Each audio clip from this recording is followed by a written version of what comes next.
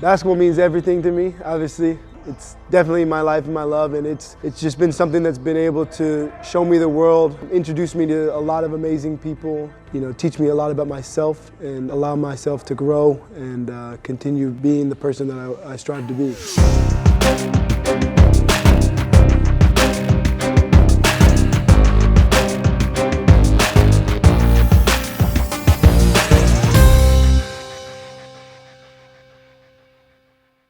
I was lucky enough to be in a foster home with still my siblings, my brother and my sister, Josh and Shantae, and my half-brother, Deshaun. So we were still in the same home, in a foster home, for a couple of years. I think it was kindergarten or pre-K that I was lucky enough to run into my now mom, who was kind of like the teacher.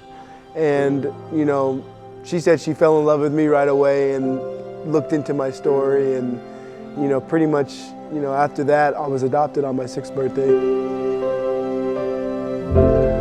A lot of those times, I don't remember a lot of them, but, I remember some sad and, maybe traumatizing stories, but I think that's what created, that just having fun and enjoying life after when I picked up the ball and played sports. Even though I wasn't living with any other siblings, I just, I was really loved. I was in a home that gave me, a safe space, a lot of support, and I just felt this maybe blessing to just have a new family, a new start, a fresh start, and just an opportunity to just do something with my life. I think the first time I heard the name in Germany, not when he arrived for the lower division, but in Braunschweig.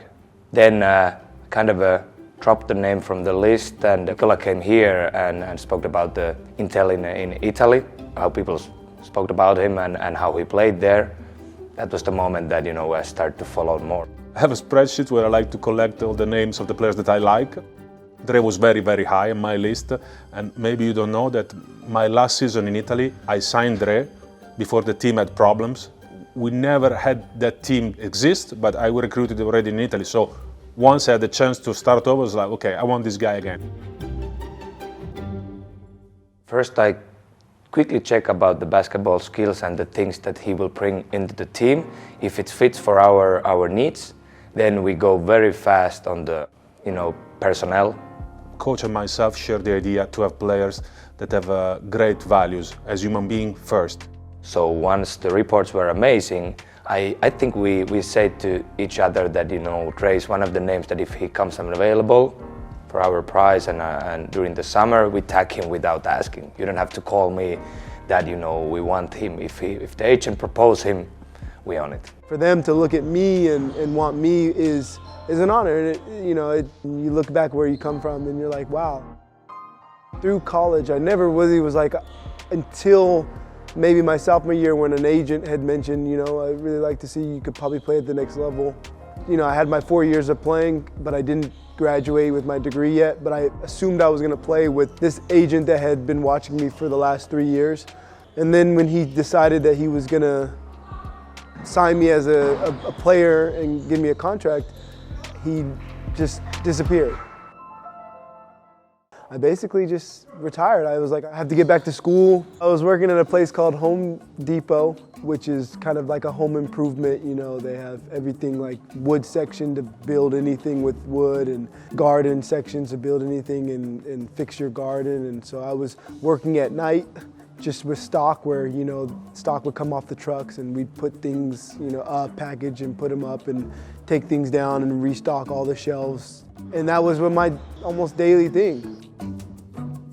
From who I was and how I grew up and how sports were a big part of me, and yeah, I would say for me that was probably some of the most depressing times I had.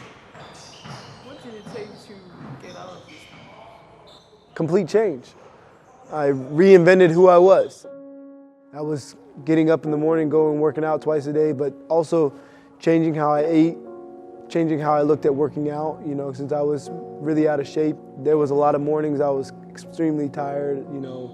When I really got into Eric Thomas, the motivational speaker, he was kind of coming up then, and every morning I would listen to his how bad do you want it? You got to want it as bad as you want to breathe. And even if I was motivated or not, I listened to that every morning, and that was what really pushed my mindset to be that. No one's gonna outwork me, no one's gonna, be in the gym more than me, no one's gonna sacrifice as much as they can to make this dream work. So I went to a tryout camp, and for a lot of people who don't know, I asked a lot of people to sponsor me because I really wasn't working a lot. So I asked some people if they could sponsor me, which, giving me $50, $100 so that I could pay to go to this camp. One team liked what they saw, and I went with this team in Delicious, but I got there and I realized you can only have 2 Americans, and there was 3 of us. So the guard was the returning MVP, so he's not going anywhere. And then it was the big man, so it was me or the big man. And the next week, you play Friday, Saturdays. On Thursday, he rolled his ankle. And I don't think he rolled his ankle really bad, but he said he wasn't gonna play on Friday. And this was kind of the last weekend for them to make the decision. And in my head, I said, you just messed up.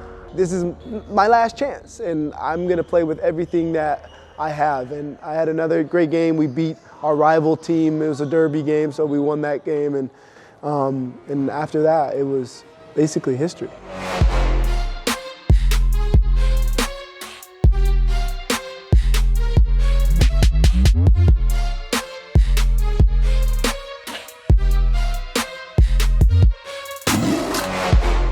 He worked his way up here. Honestly, in my opinion, the hardest worker on the team. You can always find Jerry in the gym or in the weight room or even, studying something, watching basketball. He's just a student of the game. He wants to improve every day. Even though we're, later in our career, he's constantly trying to find ways to improve. And I think that's probably the most impressive thing about him. Our biggest strength is that, we are hard workers. Here we are hard workers, and even though Trey is already a veteran player, he comes here every day, and he's not only doing the same things, he's always interested to learn more, to learn new things, to develop his weaknesses, and I think it's endless learning. That's not about putting, the ball in the basket. It's about, staying healthy, avoiding injuries, being able to finish practices, being able to feel fitness at the best, but also being mentally clear, mentally healthy, mentally positive, enjoying the environment, but being a good person that people want to be around, He's always, telling a little joke or always watching something and having some, something to give you in terms of something to watch. And he's just a good dude overall. Like, he's honestly, over my 10-year career, he's probably one of the best, just genuine people I've met. Before the basketball comes human qualities and I would say values. And for me, the captain doesn't have to be always leader, vocal leader, but he needs to show an example. And I think, what I expect from the other players and all the team, that's something that captain needs to show every day. And with Trey, it's obvious that he's bringing the things we need in the daily basis. The day that coach called me team captain, we had like a end of preseason food, and I was probably like 30 minutes late. We couldn't find parking forever. Me, Bonzi, I think Brandon and Ish. I think it was last time he was late. So everybody can make one mistake, but don't repeat it. That's also one of our rules. When you get to the top teams, you play with these European type competition teams, your role will change. You're brought to teams for different roles, for different looks, and it's just about being part of a team, being part of a winning culture, being part of an environment that brings people that you want to work with, play with, compete with. Once you have these players, they play beyond themselves. They play to protect the club and the future of the club.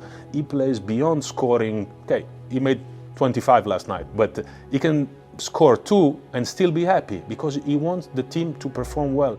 I would honestly say that he's my third assistant coach because on the court he's giving sometimes even too much help for the others and explaining the things when he should focus maybe to get his own game going. But same thing off the court. If there's something going on, if there's a different kind of a feeling, if the team is tired, I don't have to ask it. I get the information automatically, and that's also such a great thing that I think our relationship, same with many players, but with Trey, is very honest. You want to play and compete with people who are thinking the same way as you, and I don't worry about what my stats look like. At the end of the day, if we're all clapping to our fans because we got to win, that's what you feel the most. And I listen to a meditation thing before every game, and it talks about, think about the game and think about what your goal is for this game. and think about how that feels. And I always think about first is home clapping to our fans because we won. You know, at the end of the day, I'd rather win and be a part of a winning thing and not worry about my stats than lose and have great stats and you'll end up seeing over a career span, it's a different type of career.